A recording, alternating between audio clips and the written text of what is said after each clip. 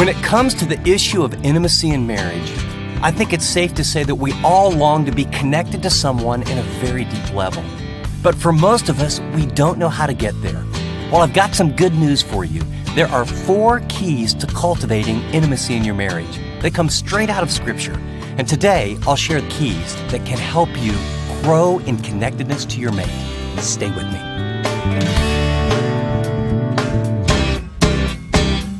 Thanks for joining us for this October 10th edition of Living on the Edge with Chip Ingram.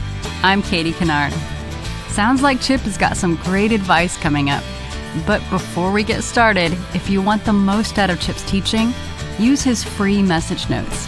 Now, these are Chip's actual notes and outlines. And, of course, they're free. To access the notes, simply tap Fill in Notes. Now, let's join Chip for his message, 4 Keys to Intimacy. Your marriage can change for the better.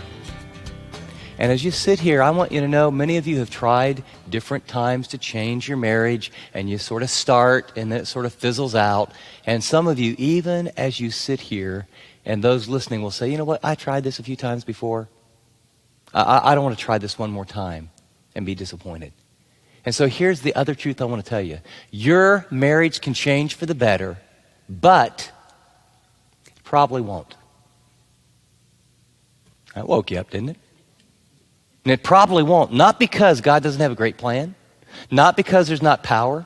Not because you know enough right now to begin to put some things into practice that would cause a revolution. It won't because we have a faulty view of how life change occurs. The average person thinks that listening to truth brings about life change. I've had the privilege of sharing God's word with you. I got news for you. You can listen until the cows come in. It brings no change whatsoever. In fact, even agreeing with the truth brings no change. You can sit around in small groups and sip coffee or Cokes and say, you know, I really agree. That is God's design, and we do have those barriers. And honey, didn't you think that's our problem? Oh, I do think that's our problem. And you know what? You can do that, and 6 weeks from now, you'll still have the same problem. Hearing God's truth doesn't bring change. Agreeing with God's truth doesn't bring change. Even agreeing that you need to change in what you've heard doesn't bring change. Only one thing brings change: acting on the truth. When Jesus was preaching in John chapter 8 to a group of Jews, he says that to those Jews who had believed on him, to those who abide in his word. It's a key word, abide, taking in the truth to put it into practice. He says to them, you will know the truth, and the truth will set you free. The fact is, most of us have learned unconsciously to traffic in truth. If I know it, if I agree with it, if I understand it, we get this small delusion into thinking, well, change is going to occur. I want you to know no change occurs until you put the truth into practice. And that's what we're going to do. This is going to be one of those, it is going to be so practical, it's going to hurt. Okay? I want to get to the practical, everyday. What would it look like on Monday? What's it going to look like next weekend? How are we going to do this together? Because my experience is that's what you're going to need if real change is going to occur. I put together what I call the parable of the car to kind of give you an idea of how this is going to work and why it's so important. So this is a word picture, okay? I'm trying to get into your head. I'm trying to sneak around the corner to get you to really put some things into practice that you now know up here. But I just know like 3 days from now, your life's going to be busy. A week from now, things are really moving and hopping. I want to figure a way, if I can, to help you see how the change will occur and then give you some very practical steps. Okay, here's my hypothetical. When you make hypothetical stories, right? They're hypothetical, so I can say whatever I want, and you have to believe me. Okay, so this isn't true, and I'm making it up, but since I'm making it up, I can say whatever I want. Okay, I want you to pretend that you have a nephew, and he has been with your dear beloved brother in the Amazon with his mom and dad, translating the Bible in the thicket of jungles, and he probably speaks 2 or 3 tribal languages. He's never been to America. He's learned some things. He doesn't have a computer. His first exposure to Western civilization is they realize that at about 20, he probably needs to go to college and get an education. And he's very mature in many ways. He's a spiritual young man. He's a godly young man. But he gets off the plane and he goes, that big silver thing flew. This is wild. And I mean, he sees buildings and everything is brand new to him. Now, he's heard about him. He's seen some pictures, but he's never been here. And so you're thinking to yourself, you better keep him kind of close. Why don't we have him go to a community college, get him a good education, and, we'll have him live here with us because my brother, he ends up in one of those wild dorms. We'll keep him at the house. And so you think to yourself, I do not want to get up every day and drive this kid to the community college. And so you buy a pretty inexpensive secondhand car, and you go out into a very big parking lot, and you begin to teach him to drive. Okay? And so, you teach him the basics, and he's pretty athletic, and so he picks it up pretty quickly, scares you a little bit, and you show him how the car works. You kind of get him moving a little bit. He learns just enough, goes down there. He's a bright kid, passes his license, and you do it once or twice together, and then pretty soon you say, okay, great. The fall semester starts, he gets in the car, he goes, and everything's great for 2 weeks. And then the other thing you informed him of is these magical little boxes that you can open up called cell phones. And he carries one now, and it buzzes, and he opens it, and he can talk to you anytime. In fact, he calls you at very odd times. And so now you get a call in the middle of a business meeting, or maybe you're home, doing some things around the house, and he says, Uncle or Aunt, the car you gave me doesn't work anymore. And he tells you vaguely where he is, and you go down and you drive down, and he's right, it doesn't work. And you think to yourself, now what's wrong with this thing? I had it all checked out by a mechanic, and we got a problem here. Well, what you find out is it's out of gas. And you say to him, well, why didn't you put any gas in the car? He says, what's gas? Oh, I know I should have told him about that. So you realize, okay, so he needs some fuel. So you take him and you get the gas and you show him that every so often, and here's the dial. I really should have said something about, but he learns now. And now for 2, 3, 4 months, things are going great. And then you get another phone call. And this time he says, hey, this car is making very, very funny smells, and it's very hot, and there's smoke coming out of it. I don't know what's wrong. And you say to him, well, when's the last time you changed the oil? And he says, what's the oil? And then you realize, oh, brother, maintenance, I kind of skipped that one too. And you realize that hot moving parts need oil to keep things going in a good direction. So you show him about that and how to change the oil, and you go through that, and everything's fine. And, pretty soon, his first year is just about over, and, he's got about 13, 14 months, and then he calls you, and he says, and you hear this noise. What's that? He says, I don't know, this car's not working right. It's making a really funny noise. It scares me. And you say, well, when's the last time you got it tuned up? And he says, what's a tune-up? And you realize, are you getting the picture here? And so he takes it in and realizes you got to tune it up and take care of things. And then finally, he has your confidence. And he's been there about 18 months. He's a good young man, and he's met this beautiful young woman, but, she's in another city about 7 hours drive. And so he goes 7 hours away, and the highways, it says I-75 and I-40 and I this, and he just thinks, I don't know what all these numbers mean, but he gets there with someone else, and then on the way back, he gets on an I-75 going the wrong direction, and he lands somewhere about 300 or 400 miles away from where he's supposed to and doesn't know how to get home, and you get another call. And you say to him, it wasn't that expensive a car, but did you plug in on the navigational system how to get home? He goes, what's the navigational system? And you go, oh, brother, here's the little parable. You can have skill, and you can know some basics, but in marriage, it's not about just getting started. Fuel of commitment. There's going to be times in your marriage that things heat up. And so what you better find is you better learn the oil of communication.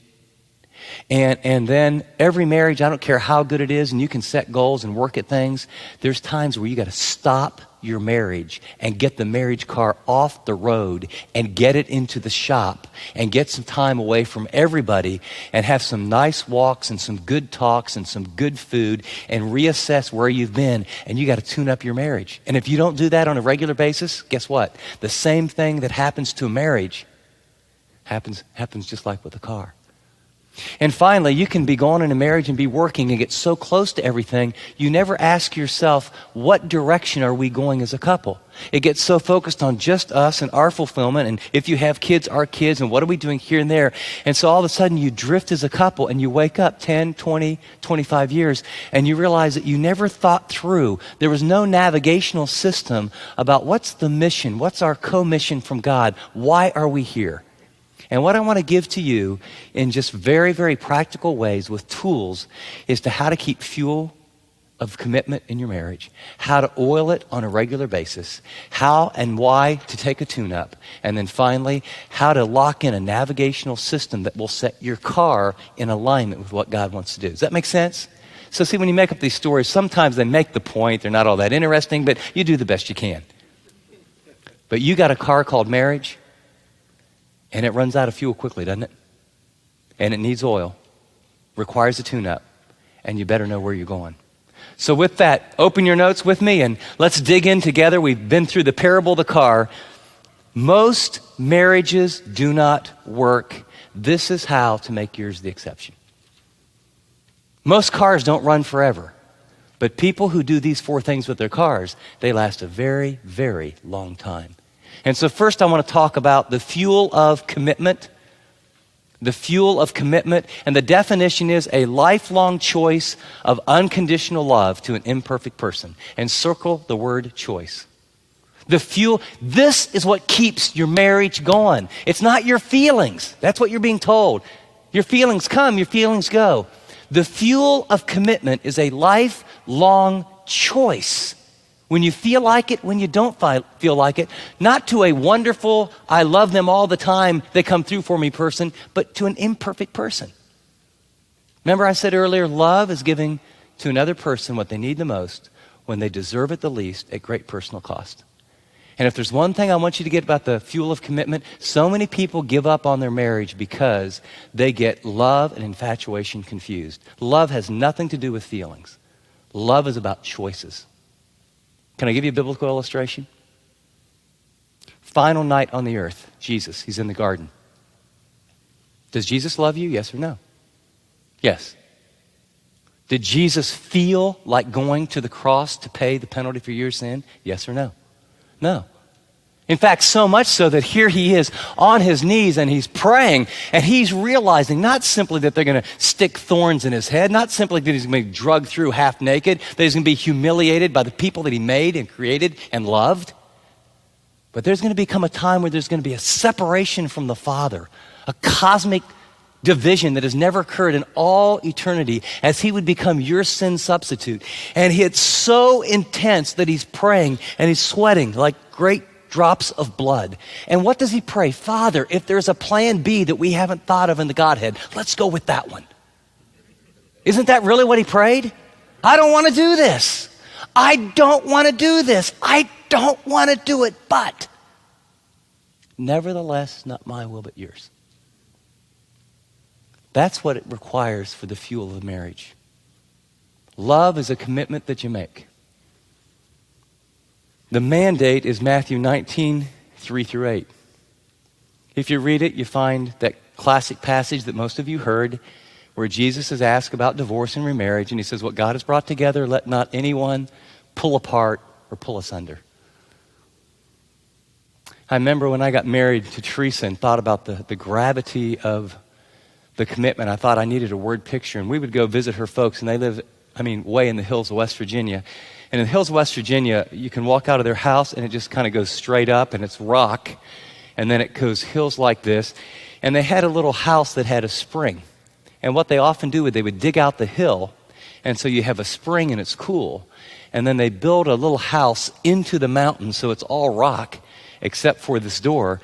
And then they would keep all kind of canned goods. I thought if there was ever like a big war, this would be a great place to be. Plenty of food and rock all around you. And I remember thinking about, because everyone gets afraid, I think, when you're getting ready to get married, and little cold feet, and thought about, do I really love her?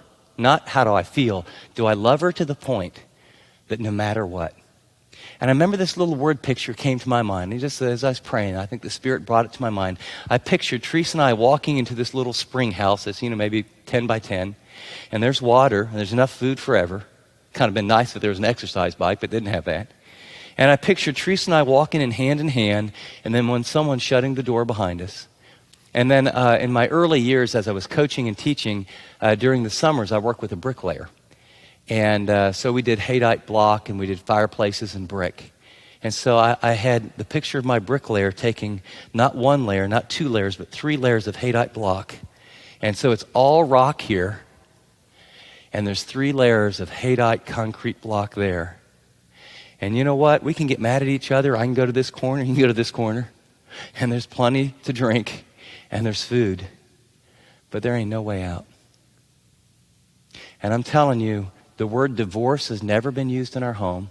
I have a friend who actually took a dictionary and cut it out of the dictionary, because the moment there is an option, how you process your problems changes 100%. Love is a choice. You know what? I'm ashamed to admit this, but I'll admit it. Have there been times that our marriage has been so difficult, so painful, so frustrating? If I could just get out legally before God, would I? Absolutely. That's how big our problems were. There's times I felt so angry and so frustrated, and like no amount of work can ever fix this, but I chose to stay in my marriage. Man, I'm glad I did. Because most of us bail out of a very hard situation, and we think it's going to get better, and it doesn't. The greatest thing you can ever do, you know, God wants to change your life through this process, and what you signed up for the spiritual NFL. And I've never seen an NFL, running back come through the line, gain about 5 yards, get smashed, and then get up and go, boy, that hurt. How come you hit me? That wasn't very nice. If you want to gain yards in the NFL, you get your head knocked off when you come across the middle as a receiver, and linebackers take big shots when you come through the line. But there's not a lot of people that are running backs in the NFL who are accomplishing what they are. And this is a lot more than being a running back in football. This is about getting some of the most precious experiences and quality of life with another person. But I want to tell you, the fuel of commitment begins with a lifelong choice. And it says the rationale is, you can write the word to love. Why do you do it? It's to love. And then next to that, just write this little phrase, I'm committed to you. By the way, that's the seed, that's the soil, that's the environment in which real love grows. See, I'm not going to let you see who I am, as insecure as I am, unless I know that you're not going to bail out on me. People hold back for fear that, if I get vulnerable, they're going to see how ugly and terrible and struggles I have. And real deep love can only happen when that other person knows, I'm in this, and I'm in it for good. I'm in it when it's good, I'm in it when it's bad. I'm in it, are you ready for this? In sickness or in health. In happiness or in sorrow. Till death do us part. Do I understand that there are a couple biblical situations where someone can throw dynamite or TNT or nitroglycerin and blow up a marriage that you don't have any control of? That they just walk out on you and get involved with someone else? I understand. But in about 98% of the cases, that's not the case, is it? How do you do that? You make a weekly choice to say, I love you. It's an amazing thing. Every day, choose. And especially try and do something you don't feel like. Every day, try and do something you don't feel like doing that communicates to your mate that you love them. And you know what? It's an amazing thing. Just like habits are built, your love can be like a muscle that gets strengthened. And little by little by little by little, you can become the kind of person that someone else is living with. Wow, I knew you were tired, and I knew you didn't really feel like doing that, and yet you love me in this way. You know what that does? That causes a response, and that causes something very exciting to happen. Now, you don't do it. Now, by the way, love means if nothing comes back, that's okay, because you didn't do it for them, you did it for God. But boy, as you do that, you'll see great things happen. A weekly choice to say, I love you. Our model is Jesus. You might jot in the corner of your notes, Hebrews 13:5. I will never, ever leave you or forsake you. Jesus has told me, Chip, good days, bad days, hard days, terrible days, when you mess up, when you think terrible thoughts, when you've done things that make me ashamed of you as my son after I've died for you, Chip, I will never, ever leave you or forsake you. And if he's going to do that for me, what's he want me to do? He wants my mate to know, I will never, ever leave you or forsake you. That's the fuel, and that's commitment. The oil of communication is a lifelong skill of learning to understand each other. But notice it's a lifelong skill. You just don't get it and then you have it for good, of learning to understand each other. The mandate is Ephesians 4. Ephesians 4, 15 and 16. But speaking the truth to one another, we're to grow up in what? All aspects into him who is the head, even Christ. And it goes on to say, by that which every joint supplies, according to the proper working of each individual part, causes the growth of the body to the building up of itself in love. And so, when parts start moving, you make progress, they overheat, and you need some oil in the relationship, and communication does that. And the rationale is to know. You want to communicate. Loving says, I'm committed to you. Communication says, I want to know you. I want to know all about you. I want to be a student of you. I want to learn your likes and dislikes. I want to be close to you, so I need to know who you are. And when you know them, then that little phrase you learn is, I trust you. That's what you communicate when you communicate. When you say, I really want to get to know you, if that choice says, I love you, this says, I trust you. I trust you. Well, why do you say that? Because I'm going to progressively take the zipper of my heart of who I really am, and I'm going to keep lowering it. And I'm going to take my heart with vulnerable stuff that if you wanted to, man, you could hurt me very badly. You do understand the people that can love you the most can wound you the most deeply. And so it takes trust. And so what you do is little by little, you kind of put your heart out on that platter. These are my fears. These are my dreams. These are my struggles. And how you handle those will tell me how I'm going to respond to you next time. If you want to hear more from Chip on this important topic, we have this entire series available right now. This message is part of a 6-part series that covers key issues every marriage faces and provides helpful biblical insight. Whether you've been married 4 months or 40 years, knowing how to really communicate, experience deep intimacy, and resolve conflict will go a long way to keep your marriage on solid footing.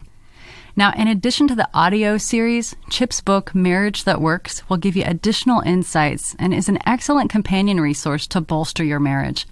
And finally, when you order Marriage That Works, we'll include a set of Chip's Marriage That Works truth cards at no cost to you.